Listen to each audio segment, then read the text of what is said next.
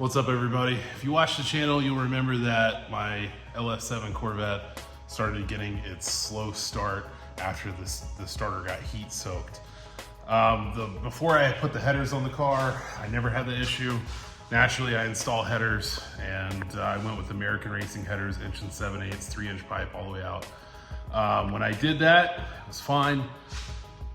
Drove it 10 or 15 times since I've done the exhaust, and when the car starts cold, it's fine. It's no issues, no dragging, nothing. Once the starter gets heat soaked, it's just slow cranks, very, very slow. And I was almost at the point where I was afraid it just wasn't gonna start if I was somewhere and it was actually pretty hot. So this video is going to be me replacing the starter in it, but I'm doing an upgrade. I'm not doing the factory starter. The factory starter is actually a really good starter. Apparently they have like 1.7 horsepower from what I'm reading, which is more than your average starter. And I'm not trying to discourage anybody from going with a factory starter, but I don't want to do this again. A lot of people say, oh, you got to pull the header to actually put the starter on. I've gotten mixed answers on that. I might be able to do it without having to remove the exhaust or do anything with the exhaust. So I'm going to load up the new starter and all this stuff, and I'm going to cover exactly what I bought to fix this issue for good. All right, so I went with the Powermaster starter. Super awesome reviews. The MSD starter that I was reading about, the MSD starter actually had a lot of reviews talking about people saying that they couldn't get their, they couldn't get the clearance they needed because the headers and the MSD starter would touch. So I went with the Powermaster. This pigtail right here that you see is designed to basically go in place of, if you buy this starter, you're going to have these. It takes an eyelet at the end of the cable. If you know these cars, they actually have a plug. So instead of cutting my factory harness or wire to that ignition part, I'm going to actually install this pigtail right here. I got it from EFI Connection. There's the part number. It's $45. I think it's a ripoff, but it beats from having to cut the harness and actually run, let me get zoomed in here, that right there, what you see, that eyelet. So this will go to the starter here. We'll bolt that on, and then this will plug into the factory pigtail. So no modification necessary. Came with some bolts, came with a shim in case you need it. Also came with this O-ring, this like metal O-ring here. There it is. The starter, I paid like 210 bucks. I got it on sale at Jags. And to add to it, I went ahead and wrapped it with some high temp heat resistant tape. This tape is good for up to 1100 degrees. I think it said 800 degrees if it was direct contact. The factory starter has plastic in the solenoid, and that plastic gets brittle over time too. This is a metal casing all over. I've already put the tape on, but you get the idea. I'm basically trying to reduce any kind of heat over the long term of having the starter, and that way I don't have to worry about replacing it one after the other because it's just gonna get heat soaked. This ProMaster is supposedly good for like basically avoiding heat soak. It can handle it. It also has a gear reduction, so it'll start the car a little better. If you did not know, the battery cable's running from the back because your battery's in the trunk. The battery cable running from the trunk to the starter, the gauge of it is actually too small, in my personal opinion. So there's one flaw as it is. So this starter should actually help with that. I could replace the cable to a bigger one, and I might do that later. This starter will also require some clocking. If you don't know what clocking is, it's basically you're going to loosen these two right here. It's like a star bit, you can see it. And you're going to turn this front piece so that way you can get a better angle of the starter in there with your headers and to kind of get more of a distance between the two. So it's a really nice starter. I saw a million great reviews, people talking about they've had it for years, had zero issues. So I'm gonna pretty much finish talking right now. I'm gonna get this car out of the garage, head over to my dad's. He's got a drive on lift, make it a little bit easier. and we'll see if I'm gonna have to drop the exhaust or not. I heard with Cook's headers, you do have to drop the exhaust. But I had people saying that with American Racing headers, even on the 2-inch, they didn't have to. And I have American Racing headers 1 7/8. So let's see what happens. Obviously, this is what you would normally hear if you were to try and start the car.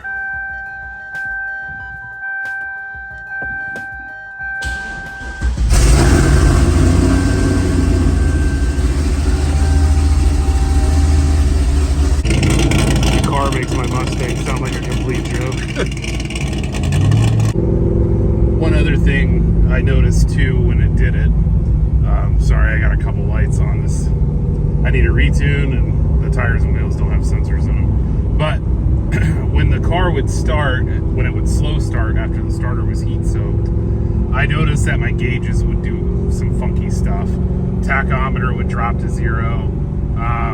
It was just like, it wouldn't read at all. Like the speedometer would stay at 0.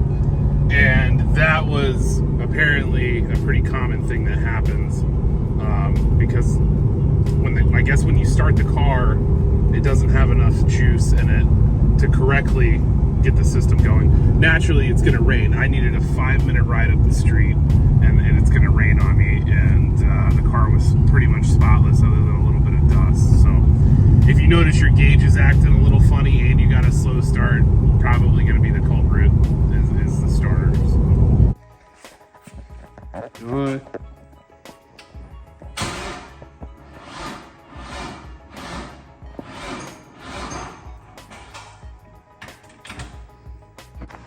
All right, so obviously first things first, disconnect the battery. You see how much room I have to get that starter out. So no, I will not be moving the exhaust to do this. I think it's gonna be pretty easy to get those 2 bolts, slide it out, disconnect the wiring harness. Should be a pretty simple job. So I'll update as I go. I did notice this. I don't remember that. I put the exhaust on the car, but I don't remember that touching, so I'm gonna have to do something else with that. That goes to the cooler in the rear, so we'll have to figure something else out. All right, 2 bolts are out. One of them I just had to do with a wrench. I'm gonna disconnect the wiring up here on top of the solenoid, and I should be able to get it right out. All right, old starter is out. These are the things that get brittle, this plastic back here. This one's not like that, but this starter was so hot when I pulled it. Compared to the headers themselves, I could touch them, but the starter was blazing hot. So it was done, but that's just proof you can get it out without having to drop your exhaust. So if you're wondering, American long tube headers, you don't have to drop them.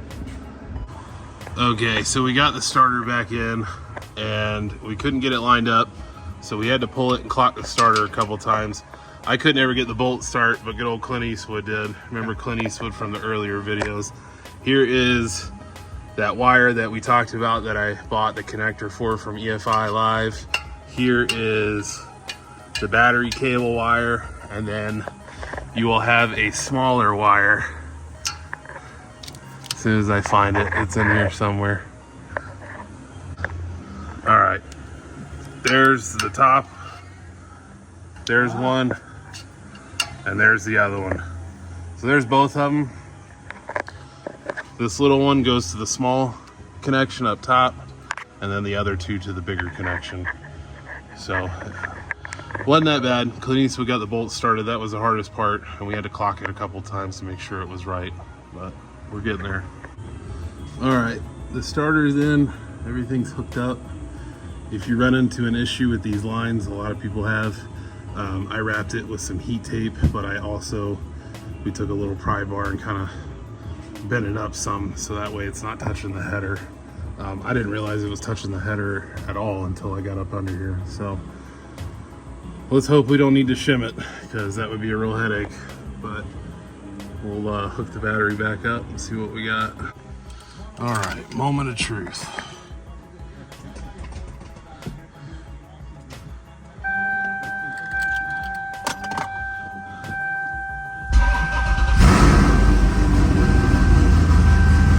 So much better. Just even the cold start sounds a whole lot better. We're gonna let it warm up, get hot, see what we got.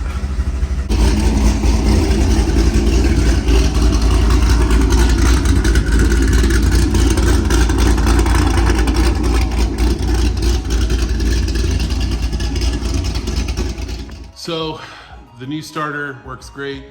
It starts the car 10 times faster. There's no delayed start when it's hot. Even when it's extremely hot, it starts, boom, pretty quick. So after doing the last clip that you saw, finishing the car, I leave my dad's and I'm heading home, and I get a service charging system message on the dash. So I think to myself, I did something wrong. I pinched a wire, I screwed something up. I don't know. So kind of drove it around a little bit. I was getting about 11.7, 11.8 volts, according to the car, what it says on the display. And I went to Napa because it was the closest parts store from where I was at the time. And I had Napa test the battery. They said the battery was a little bit weak, but nothing that needed to be replaced. But I didn't care, I replaced it anyway, because a dead cell in a battery can do some funky things. So I went ahead and put a new battery in it, fired up the car in the parking lot, and nothing. It didn't change a thing. Still getting low voltage, didn't get anything to change. I came home and I parked it, and I let it cool off, and I thought, you know what? This pisses me off because I just did this starter, and I'm thinking, there's no way my alternator went out after doing the starter. And I thought that would be a freak coincidental thing. If you watch earlier in this video, when I'm heading to my dad's, the voltmeter, the gauge that shows you the battery, that's like right at 13.5. So the charging system was fine. Then I did the starter, fired the car up, my alternator's not working anymore. And I started thinking, let me check all the wires. Let me make sure I didn't miss something. Let me just go over everything, and I did. And I went ahead and took the alternator off. If you don't know, it's right here. It sits right here on the top. It's so easy. It took me 10 minutes, if that, to even get it off. And I spent more time looking for my tools. Took it off. I ran it to AutoZone. And the funny thing about AutoZone is it had, I'm not trying to sound like some sexist pig or something, but they had two ladies working there and a guy. Neither one of the ladies knew what to do to test the alternator that worked there, which is kind of mind-blowing to me, because when I worked at that location, when I was in high school, that was one of the first things I learned, was how to test starters and alternators. So fortunately the machine was the same one as it was when I worked there, and I just walked her through it. Took me a minute to brush up to figure out exactly which connector I need, but anyway, I tested the alternator there, and it failed on the first test. And I told her, since I did all this, can I just go ahead and test it again? I ran 2 tests, alternator failed. Because that machine was the same machine from when I worked there, and because the girl didn't have any clue what she was doing, and even though I did most of it myself, I still didn't have full faith in it that it could have failed, because again, it was literally working and then stopped. So I took the alternator to Advanced Auto Parts, had them test it, they came up with the same thing, so it failed. So if you were hoping for like a happy ending that, oh, I drove the car and it's not gonna heat, soak, start, and all this stuff, and I'm enjoying it, that's not the case. Alternator went out. So I'm not gonna buy a new one, because auto parts stores sell junk rebuilt alternators, and they're usually built out of this country and they don't last. I have had an insane amount of issues with O'Reilly's alternators and starters, so I'll never buy another one from O'Reilly's. AutoZone I've had great luck with, but I'm not gonna do it. And Advanced Auto Parts always seems to be more expensive, so they're kind of more of a last option for me to begin with. So I know a guy who actually rebuilds alternators and starters. I was actually thinking about just doing it myself, but I don't wanna go through the hassle. So I'm gonna take it, actually, my dad's gonna take it to him.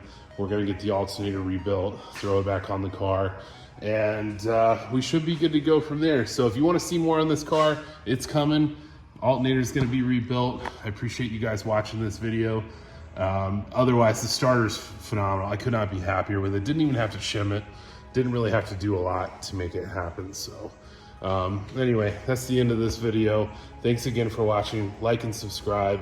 I will have more stuff on this car and even that car too, and that one. So thanks again.